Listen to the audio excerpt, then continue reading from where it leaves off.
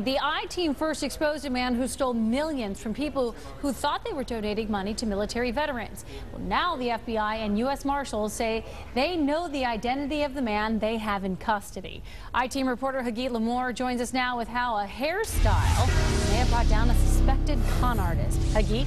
Well, it's a scam we've been investigating for 2 years. Bobby Thompson, Mr. X, whatever you call him, authorities say they're certain his real name is John Donald Cody, and he's behind the U.S. Navy Veterans Association scam that stole millions of dollars that should have gone to men and women who serve this country. Cody had been on the FBI's most wanted list since 1987 for fraud charges. U.S. Marshals finally caught up to him in April in Portland, Oregon. They just didn't know it. The pieces started coming together when U.S. Marshal Pete Elliott turned to Google. Things started to add up. The man who went by the name Bobby Thompson doesn't have tear glands. And when John Cody was taken into custody, he left behind 2 bottles of teardrops in his hotel.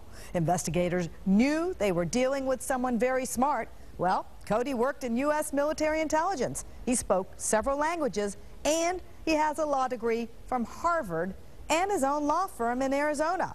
And then there's his hair. What stuck out to me was Cody's pompadour hairstyle in that military photo in 1969. Why? Because in some of the hairstyles that you can Google right now on the internet that have been worn by Thompson over the years, he wore a pompadour hairstyle in those photos. In our profession, 1 and 1 always equals 2. And I believe man is always a creature of habit, no matter what identity he undertakes.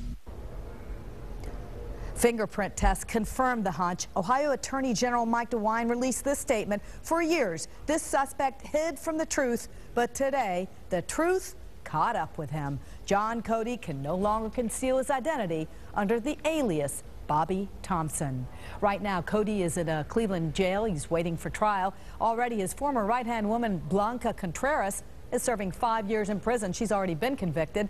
After Cody's arrest, police had found almost $1 million in a storage locker. We know some of the money raised ended up as donations to mostly Republican candidates. Now begins the hunt for what happened to the rest of all that money.